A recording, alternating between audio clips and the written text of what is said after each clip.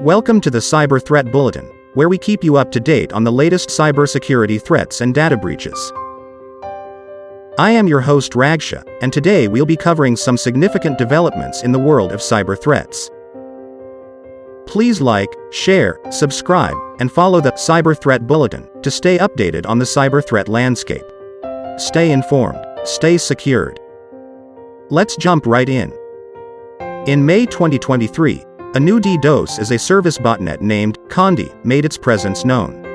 This botnet exploited a vulnerability in TP-Link Archer AX21, AX1800 Wi-Fi routers.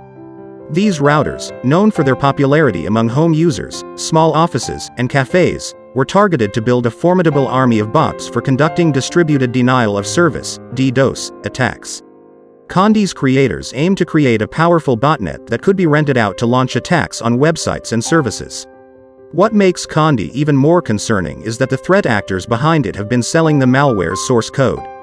This aggressive monetization approach is likely to result in numerous project forks with different features, making it even harder to combat. Moving on, a critical vulnerability affecting VMware has recently come to light. The company issued an updated security advisory after confirming that the vulnerability, tracked as CVE2023208887, is actively being exploited in the wild. This vulnerability allows remote code execution, and its exploitation can have severe consequences. If you're a VMware user, it's crucial to ensure that you have the necessary security patches and updates installed to protect your systems from potential attacks. Our attention now turns to the activities of the Chinese state-sponsored hacking group known as APT-15. This group, also referred to as Nickel, Flea, K3 Chong, and Vixen Panda, has been conducting cyber espionage since at least 2004. Between late 2022 and early 2023, APT-15 was observed employing a novel backdoor named Graphican in their latest campaign. The group has a history of targeting important public and private organizations worldwide. Over the years, they have utilized various malware implants and custom backdoors, including Royal CLI, Royal DNS, Okram, Ketram, Silk Bean, Moonshine, and now, Graphican. APT-15's actions highlight the ongoing and persistent nature of state-sponsored hacking activities. In our next story, we explore a hacking campaign known as RedClouds. This campaign employs a custom malware called RDStealer to automatically steal data from drives shared through remote desktop connections.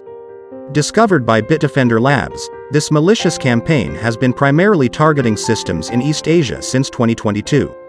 While the specific threat actors behind RedClouds remain unidentified, their interests align with China, exhibiting the sophistication often associated with state-sponsored advanced persistent threat, APT-level attacks. The use of RDStealer enables the attackers to compromise vulnerable systems, providing them access to valuable information. Finally, we turn our attention to a prolific APT group believed to be linked to the Russian government. This group has been exploiting security vulnerabilities in the open-source Roundcube Webmail software to conduct espionage operations, specifically targeting organizations in Ukraine. These targets include government institutions and military entities involved in aircraft infrastructure. By infecting Roundcube servers, the threat actors can execute reconnaissance and exfiltration scripts, redirect incoming emails, and gather valuable user information, address books, and session cookies. The attackers capitalized on the news surrounding Russia's war against Ukraine, enticing recipients to open emails with malicious attachments. This tactic allowed them to compromise vulnerable Roundcube servers without requiring interaction with the attachment itself. That concludes today's Cyber Threat Bulletin. We hope you found this informative and helpful in keeping you informed on the latest cybersecurity threats and data breaches. Thank you for tuning in, and we will see you next time. Please like, share, subscribe, and follow the Cyber Threat Bulletin to stay updated on the cyber threat landscape.